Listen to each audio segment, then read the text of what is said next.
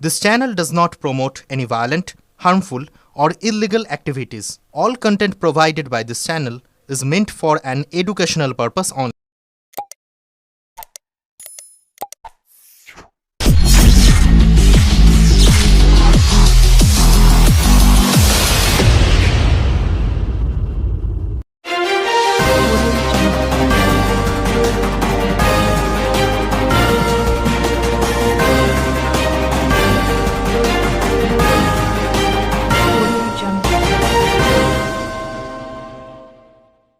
দিলীপ ঘোষের ঘরে ঢুকে মুখ ফাটিয়ে দেওয়ার হুমকি দিলেন তৃণমূলের আরামবাগের প্রাক্তন সাংসদ অপরূপা পোদ্দার।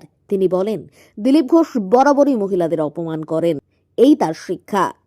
তিনি যদি মহিলাদের অশালীন মন্তব্য করতে পারেন তাহলে আমিও তার ঘরে ঢুকে মুখ ফাটিয়ে দেব। ব্যুরো রিপোর্ট, আমার কলকাতা নিউজ। দিলীপ ঘোষ বরাবরই মহিলাদের অপমান করেন, এটা ওনার স্বভাব।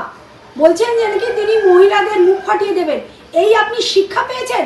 আপনি যদি এই কথা বলেন তাহলে আমি আপনার মুখ ফাটিয়ে দেবো, ঘরে ঢুকে আপনার মুখ ফাটিয়ে দেবো।